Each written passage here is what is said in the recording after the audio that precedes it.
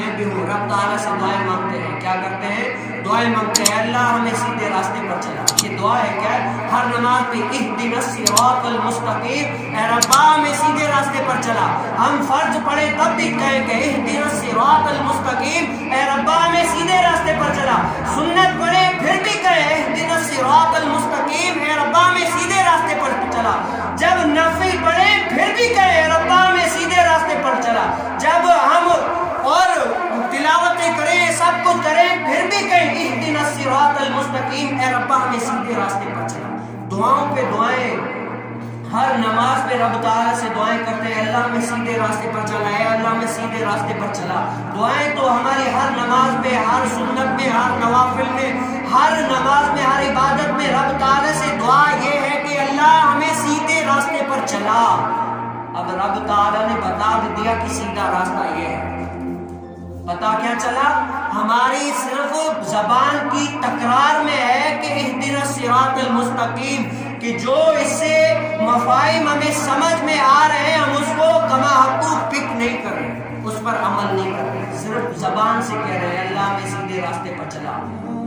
اہدنا الصراط المستقیم. پھر آگے کیا ہے؟ صراط الذین انعمت علیہم، اور راستہ بھی ان کا انعمت جن پر تو نے انعام کیا، غیر المغضوب علیہم ولا الضالین، اور راستہ ان کا نہیں جن پر اے اللہ تو غضبناک ہوا. غضبناک سے مراد ایک تو بد عقیدہ بھی ہے اور ایک ہے بد عمل. بد عمل، بے عمل ایک یہ بھی ہے کہ اللہ ہمیں ان کے راستے پر بھی نہ چلانا جو بے عمل ہیں، جو عمل نہیں کرتے، رب تعالیٰ کے آگے نہیں جھکتے، رب تعالیٰ کو عبادت نہیں کرتے. اللہ ہمیں ان کے راستے پر بھی نہ چلا. اور اس کی تفصیل میں یہ بھی ہے کہ ہمیں کفاروں کے راستے پر بھی نہیں چلا. ہر نماز میں ہم دعا کرتے ہیں اہدنا الصراط المستقیم، اے اللہ ہمیں سیدھے راستے پر چلا.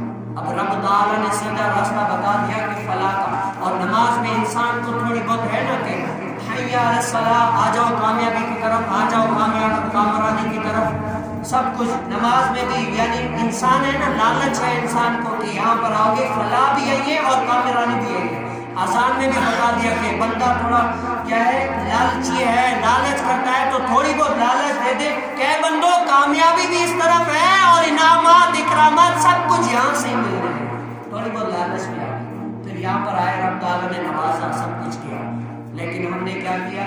صرف تکرار کے طور پر کہا کہ اللہ ہمیں سیدھے راستے پر چلا ہے، اللہ تعالیٰ کے نیک ولیوں کے راستے پر چلا. لیکن کیا ہم مسجد میں آئے، تھوڑی بہت عبادت کی، ریاضت کی، باہر جائے، پھر جوا کھیلا، غیبت کی، نماز چھوڑی، اللہ تعالیٰ کے احکاموں سے ٹکرایا، اللہ تعالیٰ کے جو احکامات ہم پر لاگو ہیں ان کو ترک کر دیا. جو اللہ تعالیٰ کے احکامات کو جان بوجھ کر چھوڑتا ہے، جو فرض ہے اس کو چھوڑ دیتا ہے، تو وہ بندہ فاسق کہلاتا ہے. فاسق یعنی گناہ کرنے والا، یہ کہلاتا ہے. آج میں اور آپ دیکھ لیں کہ ہم نے اپنے آپ پر کتنا کیا ہے، اور دین کے لیے ہم نے کتنا کیا.